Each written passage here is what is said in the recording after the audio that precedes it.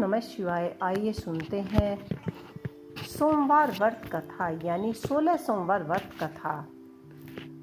एक समय श्री महादेव जी पार्वती के साथ भ्रमण करते हुए मृत्युलोक में अमरावती नगरी में आए। वहां के राजा ने शिव मंदिर बनवाया था, जो कि अत्यंत भव्य एवं रमणीय तथा मन को शांति पहुंचाने वाला था।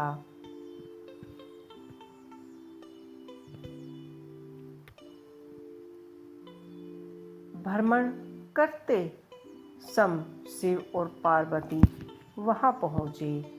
पार्वती जी ने कहा कि हे नाथ, आओ आज इसी स्थान पर चौरस पासे खेलें।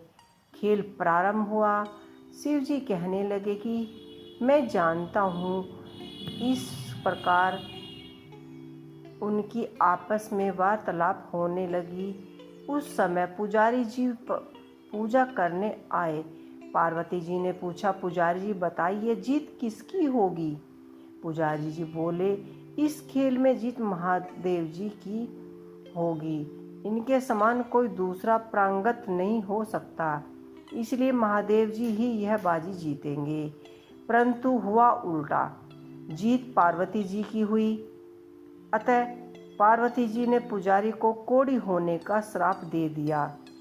तूने मिथ्या ही भ्रमण किया, अब तो पुजारी कोढ़ी हो गया। शिव पार्वती जी ने पूछा, पार्वती जी बताइए जीत किसकी होगी? पुजारी बोला, इस खेल में महादेव जी के समान कोई और प्रांगत नहीं है। अब पुजारी जी तो कोढ़ी हो चुके थे। शिव पार्वती जी दोनों वापस चले गए। कुछ समय पश्चात अप्सराएं पूजा करने आई। अप्सराओं ने पुजारी के कोढ़ी होने का कारण पूछा। पुजारी ने सब बातें बता दी।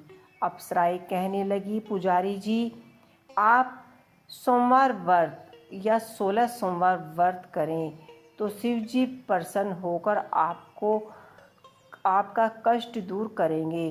पुजारी जी ने अप्सराओं से व्रत की विधि पूछी। अप्सराओं ने व्रत करने और व्रत के उद्यापन करने की संपूर्ण विधि बता दी। पुजारी ने विधिवत श्रद्धा भाव से व्रत प्रारंभ किया और अंत में व्रत का उद्यापन भी किया। व्रत के प्रारंभ से ही पुजारी जी रोग मुक्त हो गए। कुछ दिन बाद शंकर जी पार्वती जी पुनः उसी मंदिर में आए तो पुजारी जी को रोग मुक्त देखकर पार्वती जी ने पूछा, मेरे दिए हुए श्राप से मुक्ति पाने का तुमने कौन सा उपाय किया है? पार्वती जी ने कहा कि हे माता, अप्सराओं द्वारा बताया गया 16 सोमवार का व्रत करने से मेरा यह कष्ट दूर हुआ है। पार्वती जी ने 16 सोमवार के व्रत किया, जिससे उनसे रूठे हुए कार्तिकेय अपनी माता से मिलने के लिए प्रसन्न होकर आ गए। कार्तिकेय ने पूछा, हे माता, क्या कारण है कि मेरा मन सदा आपके चरणों में लगा रहता है? पार्वती जी ने कार्तिकेय को 16 सोमवार व्रत का महत्व तथा विधि बताई। तब कार्तिकेय जी ने भी इस व्रत को किया तो उनका बिछड़ा हुआ मित्र मिल गया। अब मित्र ने भी इस व्रत को अपने विवाह होने की इच्छा से किया। फलतः वह विदेश गया। वहाँ के एक रानी कन्या का स्वयंवर था। राजा ने प्रण किया था कि हथनी जिस व्यक्ति के गले में वरमाला डालेगी उसी के साथ मैं अपनी पुत्री का विवाह कर दूंगा, राजकुमारी का विवाह करूंगा। यह ब्राह्मण मित्र भी स्वयंवर देखने की इच्छा से वहां एक ओर जाकर बैठ गया। हथनी ने इसी एक ओर जाकर बैठे हुए हथनी ने उसके गले में माला डाल दी।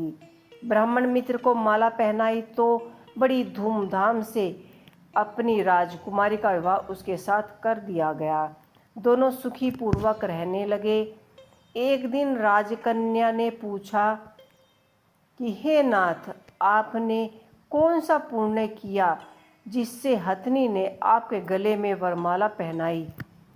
ब्राह्मणपति ने कहा, मैंने कार्तिकेय जी द्वारा बताए अनुसार 16 सोमवार व्रत का पूर्ण विधिवत विधान सहित श्रद्धा भक्ति से किया।